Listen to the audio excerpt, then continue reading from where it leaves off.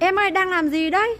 Chị ạ, rồi em đang kiểm tra máy để chuẩn bị đóng hàng cho khách đây. Đây, cái bộ máy khoan pin hôm nay khách hàng nhà em gọi là chốt giá man con ga luôn. Một bộ máy khoan pin đẹp xịn như thế này mà giá này có rẻ lắm luôn chị ạ. Cái đợt này do là số lượng nhà em còn ít đi nên là em đang sale rẻ lắm, nên đang sale trên TikTok, các bác đang mua rất chi là nhiều. Chị có mua không? Hình như là anh cũng làm trong kính hay sao đấy phải không? Em để cho chị một bộ nhé.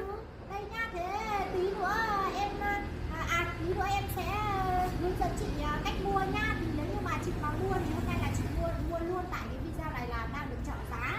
Thì với một bộ máy khoan pin và nó đầy đủ phụ kiện như thế này chị này, có hai màu nhá. Đấy, cái này có màu vàng này, màu xanh này. Đấy, một bộ máy khoan pin mà phải gọi là đa năng lắm.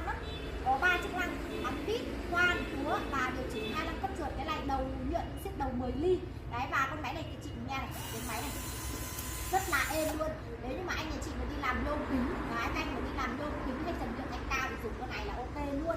Hay là đặc biệt với những con máy này làm gia đình là ok lắm, nó sẽ có đủ chức năng và đầy đủ phụ kiện. Đây là chị nhìn này, trên sườn máy nó có hai cái điểm khuyết này là khi mà các em đi làm trên cao mà không may mà bị rơi mất vít đi, là hai cái bên sườn này nó có hai con vít cắm ở đây sẵn rồi, mình có bị rơi vít thì mình vẫn có vít để mình xài được nhá.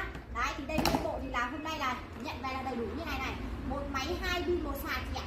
Đấy, đủ bộ như thế này luôn, mà giá hôm nay có 399 cành thôi. Nếu như bình thường á, nếu như bình thường ra thị trường chắc chắn rằng là các anh chị nhà mình là sẽ phải mua với cái mức giá cao, phải gần như là gấp đôi cái giá nhà em hôm nay đưa ra.